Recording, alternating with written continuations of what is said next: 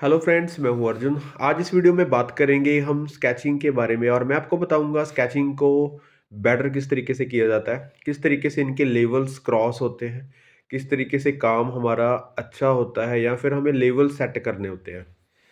सबसे पहले ये देखो, प्रोपोर्शन वाइज मैं आपको बताऊंगा। पहले प्रोपोर्शन सेट करते हैं, फिर इसको free hand without proportion set किए भी स्केच हो जाता है। फिर हम इसमें शेडिंग करेंगे। मैं आपको 3 स्केचेस करके दिखाऊंगा अलग अलग तरीके से। पहला स्केच, जैसे हमने पहले प्रोपोर्शन लेना है इसका कि किस तरीके से ये एक रेफरेंस है। पहले फेस ड्रॉ कर लिया, जितना आपका एरिया आ रहा है फेस का उतने तरीके से आप फेस ड्रॉ करो इस तरीके से।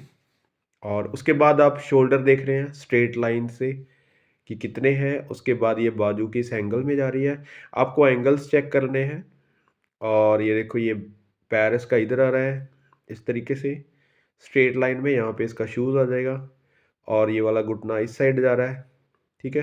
हल्की हल्की लाइनों से कि इस तरीके से आपको ऑब्जर्वेशन लगानी है कि कहाँ तक आ रहा है, एंगल किधर जा रहा है। तो उसी तरीके से पहले ये एक फॉर्म बनती है।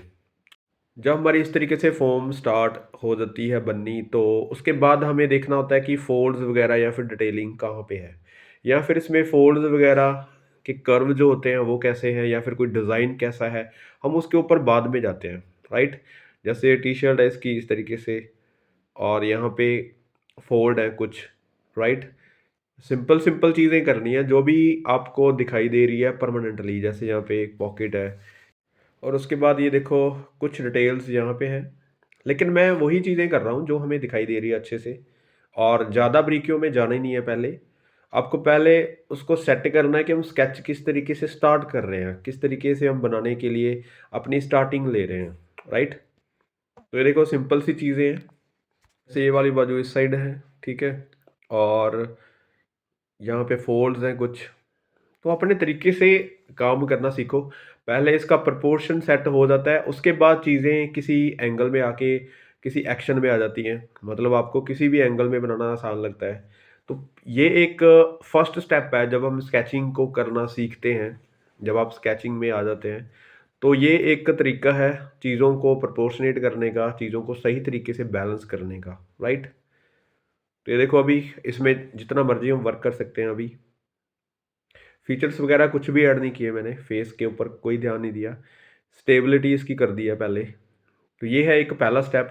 अब हम आते हैं दूसरे स्टेप के ऊपर। जब आपको एक रेफरेंस को अपने तरीके से देखना है, उसको ऑब्जर्व करना है और स्केच करना है, लाइनिंग करनी है, ठीक है।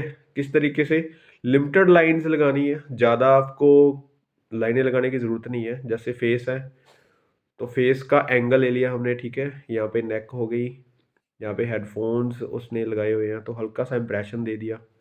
जो भी चीज़ आपको मेन लग रही है कि फिगर का स्ट्रक्चर कैसा है, वही चीज़ें आपने लेनी है। लाइन देख लेनी है कि किस साइड जा रहा है, एंगल आपने चेक कर लेने हैं। तो वही एंगल में आपको लाइन लगानी है। जैसे यहाँ पे ये वाला पैर इस साइड जा रहा है, ठीक है। तो यहाँ पे फोल्ड्स हैं कुछ। ज़्यादा कन्फ्यूज़न वाली कोई भी बात नहीं है। साइड पोज है, जैसे फेस का हो गया, बॉडी स्ट्रक्चर हो गया सारा। तो वही चीज़ें हैं। जैसे ये बैक में इसका जो अपर है जो उसने पहना हुआ है, तो वो बैक साइड जा रहा है, लेकिन वहाँ पे उसकी जो बैक नहीं है, आपको सिंपल नोट में भी सोच के रखनी है कि ये सिर्फ एक फोल्ड्स है, पीछे जा रहे हैं, राइट। तो ये देखो, अभी हैंड है तो यहाँ पे आता है इसका जो बैलेंस है, लेकिन जो उसने पहना हुआ उसकी बहुत बाजू खुली है। तो आपको सिर्फ कपड़े को देखना उस तरीके से, लेकिन आपको याद रखना है कि इसमें जो स्टिक फिगर्स है या फिर इसमें जो सिंपल अनाटमी है वो किस तरीके से जा रही है, ठीक है। तो फिर आपके स्केच जो है वो गलत नहीं बनेंगे।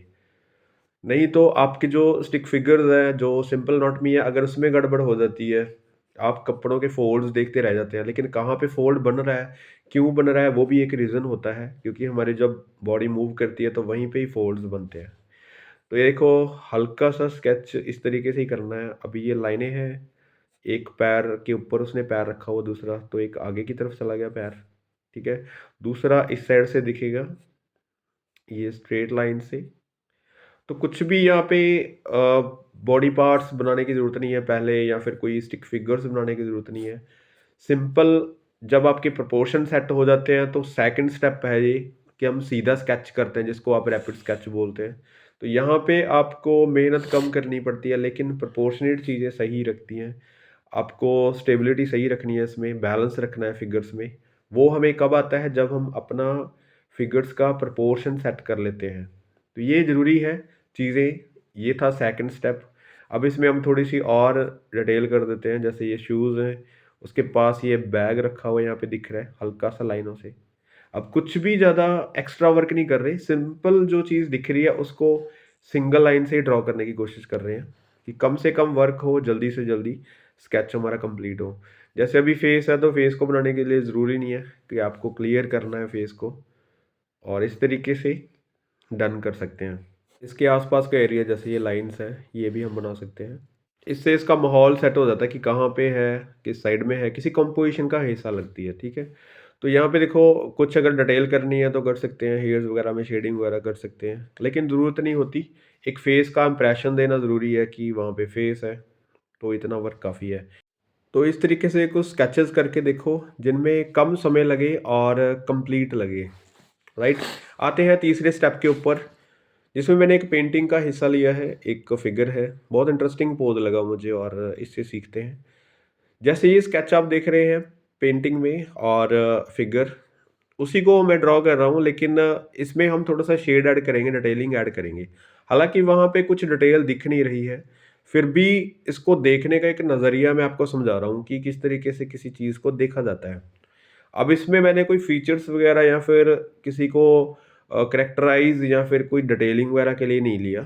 एक स्केचिंग का पार्ट है कि हम स्केचिंग को किस तरीके से नेक्स्ट लेवल में लेके जाते हैं। पहले 2 स्टेप में हमने यही सीखा कि स्केचिंग को किस तरीके से हैंडल किया जाता है। प्रोपोर्शन हो गया, सिंपल एक स्केच हो गया। अभी हम थोड़ी-सी डिटेलिंग में आते हैं, क्योंकि इसकी जैकेट है वो डार्क करनी है। पहले हमने इन चीज़ों के ऊपर कोई ध्यान नहीं दिया। किसी की पैंट ब्लू थी, डार्क था, या फिर ब्राउन अपर था या ब्लू अपर था, कैसा था? कितना डार्क या फिर कितना लाइट था? वो डिटेलिंग छोड़ के हमने सिर्फ़ एक लाइन के ऊपर फ़ोकस किया था कि स्केच कैसे करते हैं। अभी इस स्केच को थोड़ा-सा शेडिंग में ऐड कर रहे हैं कि शेडिंग इसमें किस तरीके से की जाएगी। एक हैचिंग या फिर क्रॉस हैचिंग या फिर फ्री स्टाइल में आप शेडिंग कर सकते हैं, लेकिन शेडिंग ऐड करना ज़रूरी है, बाद के स्टेप में। अभी देखो, इसका फेस है, फेस का एंगल कोई भी हो सकता है नॉर्मली, लेकिन सिंपल हम इसी तरीके से कर रहे हैं कि जो भी उसका एंगल है, वही मैं ड्रॉ कर रहा हूँ। लेकिन वो शैडो में है फेस, ठीक है? फेस में फीचर्स वगैरह कुछ ज़्यादा दिख नहीं रहे, लेकिन फेस लगना चाहिए कि वो शैडो में है, इतना उसका इंप्रेशन आना चाहिए। वहीं पे ही हम हल्की-सी रेंडरिंग कर रहे हैं। तो यहाँ पे अभी देखो, लाइनिंग लाइनिंग जो थी पहले, वो थोड़ी-सी स्ट्रॉन्ग थी। स्ट्रॉन्ग मीनिंग जो स्ट्रेट लाइन होती है, थोड़ी-सी स्ट्रेट लाइन थी फर्स्ट में, क्योंकि हम प्रोपोर्शन कर रहे थे। सेकंड में थोड़ी-सी फ्लो लाइन थी, कर्व लाइन भी थी, राइट? तो उन लाइनों में थोड़ा-सा फ़र्क था। अभी जो है, हमें चेक करना है कि लाइन मूव कहाँ पे कर रही है, कहाँ पे जंप कर रही है, ठीक है? तो उसी तरीके से लाइनें देनी है। फिर आपकी स्केचिंग में थोड़ी-सी सॉफ्टनेस आ जाती है, आपकी हार्डनेस जो है वो ख़त्म हो जाती है। थोड़ा-सा वर्क आर्टिस्टिक लगता है। तो 3-4 चीज़ें हैं जो आपको साथ में लेके चलनी है। प्रोपोर्शन वाइज़ हो गया, शेडिंग होगी, और ये लाइनें जो हम खींच रहे हैं, ये देखो अभी मैं अलग-अलग तरीके से खींच रहा हूँ। जहाँ पे फोल्ड है वहीं पे ही स्ट्रोक लगा रहा हूँ। तो ये चीज़ें ध्यान में रखनी है आपने। स्केचिंग की इम्प्रूवमेंट इसी तरीके से होती है। आप एक ही तरीके से काम कर रहे हैं तो आगे कुछ नहीं होगा, वैसा ही रहेगा वर्क। चीज़ों को देखना है, समझना है, अपनी ऑब्जर्वेशन लगानी है कि उसको किस तरीके से हैंडल करना है। अब ये देखो, इसकी बाजू है, तो इस तरीके से यहाँ पे है, और हल्की-सी मैं शेड कर रहा हूँ। हालाँकि काफ़ी डार्क है उसकी बाजू, लेकिन फिर भी लाइनों में कर रहा हूँ ताकि लाइन्स दिखे और आप समझ सको कि किस तरीके से काम हुआ है। नहीं तो यहाँ पे स्मजल लेके उसको मिक्स कर दिया, ये सब चीज़ें, डिटेलिंग वाली चीज़ें काम की नहीं होती। तो सिंपल स्ट्रोक्स लेने हैं और पेंसिल से ही वर्क करना है। यहाँ पे हैंड है उसका, हैंड का जो बहुत अच्छा-सा उसका मूवमेंट है जो उसने पकड़ा हुआ है वहाँ पे, और इस तरीके से कोशिश करो कि आपका जो स्केच है वो स्पीड में 5 मिनट के अंदर हो जाना चाहिए, और मुझे लगता है कि ये 5 मिनट भी बहुत ज़्यादा होते हैं। अगर सिंपल हम ऐसे लाइनें खींचते हैं तो 2 मिनट का वर्क ही होता है, या फिर 1 मिनट में भी स्केच बन जाता है। नॉर्मल सी चीज़ है। इसमें अगर हम डिटेलिंग कर रहे हैं तो 2-4 मिनट लग सकते हैं। अभी देखो, ये जैकेट है यहाँ पे, फिर उसके जो फोल्ड है वो अंदर वाली साइड जो है डार्कनेस है। तो यहाँ पे पैंट का जो बेल्ट एरिया आ गया, ये जैकेट, यहाँ पे कुछ बैग टंगा हुआ उसका, ठीक है। कुछ एलिमेंट्स हैं उसको भी हम मिस नहीं कर रहे, उसको ऐड कर रहे हैं हल्के हल्की चीज़ों से। जैसे एक स्ट्रो के लिए है यहाँ पे, तो ये जैकेट को हल्का सा हम शेड कर सकते हैं ताकि वो उस स्केच से थोड़ा सा अलग लगे। तो अभी देखो एक ऊपर वाला जो पार्ट है बॉडी का, वो देखो कितना इंटरेस्टिंग लग रहा है। पहले वाले स्केच में इसमें फ़र्क आपको दिखेगा, ठीक है। अभी ये जो बैग है यहाँ पे साइड पे, ठीक है। तो जो सिंपल स्ट्रक्चर है हमारा, सिंपल जो एनाटॉमी है, उसको माइंड में रख के काम कर रहा हूँ मैं। ऐसा नहीं है कि उसको हम यूज़ नहीं कर रहे, उसका कोई काम नहीं है। आप सीधा इस स्केच को करने लग जाओ, ऐसा नहीं होता। आपको जो पहले बेसिक चीज़ें हैं वो आपको सीखनी ही होंगी, क्योंकि उसके बिना आपको ये फ़ोल्ड नहीं समझ आएँगे, आपको बॉडी का स्ट्रक्चर नहीं समझ आएगा अच्छे से। तो कपड़े कहाँ पे कैसे होने चाहिए या फिर बॉडी पार्ट्स कैसे बन रहे हैं, वो चीज़ें समझ नहीं आएँगी। तो सिंपल एनाटॉमी ज़रूरी है पहले, उनके बारे में आपने ज़्यादा सोचना है, फिर इस तरीके से काम करना है। मिलते हैं नेक्स्ट वीडियो में। Thank you so much for watching this video.